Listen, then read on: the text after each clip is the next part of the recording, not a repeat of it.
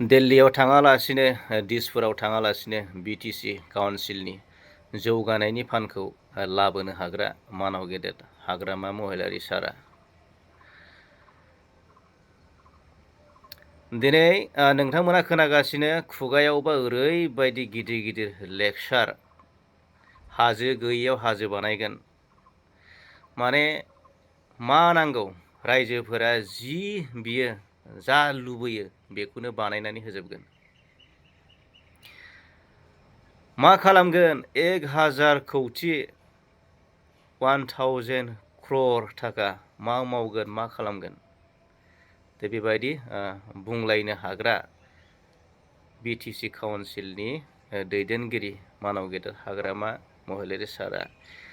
दिनै बिसिडिसि सेक्रेटारियेटफोरनि जि दरमाखौ 6 मासनि थाखाय मानो पेन्डिं खालामनानै दोननो गोनां जाखो इसिबां पावारफुल मानसिया इसिबां थाखा फैसा गोनां मानसिया दिनै 6 मासनि थाखाय मानो पेन्डिं खालामनानै दोननो गोनां जाखो रायजो राजा नोंथांमोन जोङो बेयाव नोजोर होयोब्ला नुनो मोनो माने दिनै बिटिसि काउन्सिलनि सिङाव माखासे टार्गेट आरो 4 ग्रेडनि साख्रि खामानि दिनै क्रिएट खालामनानै बेखौ राजखान्थि गेलेनाय बायदिसो जों नुगासिनो दं माने जाय समाव इउपिपिएल सरकारनि दैदेननाय समाव बिसिडिसि सेक्रेटारियेटनि जि दरमा बेयो रेगुलार सोलिबाय थादोंमोन आरो बेबायदि पेन्डिं जायाखैमोन मोनबाय थादोंमोन नाथाय रायजो राजा नोंथांमोन दिनै सरकारा सोलायनाय लोगो लोगोनो बिपिएफ पार्टिया दिनै सरकाराव फैनाय लोगो लोगोनो दिनै बिसिडिसि सेक्रेटारियेटफोरनि जि दरमा सेलारिया दिनै 6 मास जाबाय रायजो राजा नोंथांमोन पेन्डिं जानाया बेखौ जोङो थोंजोङै नुनो मोनो रायजो राजा नोंथांमोन माने जायफोर माने एमप्लयि जायफोर माने कर्मचारि बिसोरजों माने धेमालि गेलेनाय बायदिसो जों नुनो मोनो रायजो राजा नोंथांमोन आरो बेखौ माने राजखान्थि खालामनाय बायदि जों नुनो मोनो बबेबा पार्टिखौ बदनाम होनो थाखाय बबेबा पार्टिखौ मुं सुनो थाखाय माने बेखौ जोङो राजखान्थि खालामनाय बायदि नुनो मोनो रायजो राजा नोंथांमोन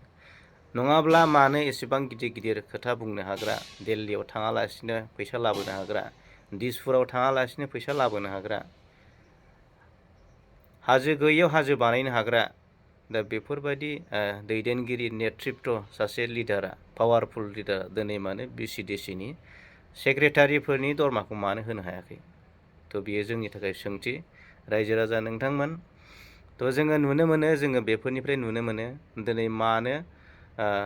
मानो दिनै डेमनस्ट्रेसन मानो धरना होजानो गोनां जादों प्रेस मिटनि गेजेरजों दिनै मानो बुंजानो गोनां जादों थ' नोंथांमोननो बे भिडिअनि क्लिप्सखौ आं नोंथांमोननो दिन्थिगोन जायफोर दरमा मोनाखै 6 मास बिसोरो दिनै डेमनस्ट्रेसन खालामनो गोनां जादों प्रेस मिटनि गेजेरजों बाथ्रा बुंनो गोनां जादों थ' रायजो राजा नोंथांमोन दा जों बेफोरनिफ्राय हमनो हायो जिथुनाखि बिपिएफ पार्टिनि जि दैदेननाय सरकार मानाव गेदेर हाग्रामा महिलारिनि जि नेतृत्व बे दैदेननाय सरकारा दिनै लोरबां जादों रायजो राजा नोंथांमोन लोरबां जादों मानोना फेलार जादों माने बिटिसिनि सिङाव थानाय बड'लेण्डनि सिङाव थानाय रायजो राजाखौ दैदेननायाव फेलार जादों बे रायजो राजानि थ' बिनिखायनो नोंथांमोनाबो बिजिरनानै नाय मानोना बिजिरनानै नायोब्ला नोंथांमोनाबो नुनो मोनगोन थारैनो बेयाव बिपिएफ पार्टिया 100% फेलार जादों आरो बिनि फिननायखौ नोंथांमोना नैबे 2026नि जिथुनाखि बिधान सभा इलेक्सन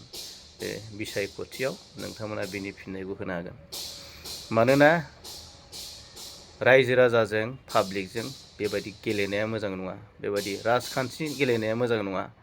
बबेबा साख्रिखौ लानानै बबेबा जबखौ लानानै पाब्लिकजों गेलेनाया मोजां नङा रायजो राजा नोंथांमोन माबा मोनसे आसा जायफोर दिनै खामानि मावगासिनो दं सार्भिस जब मावगासिनो दं बिसोर माबा मोनसे आसा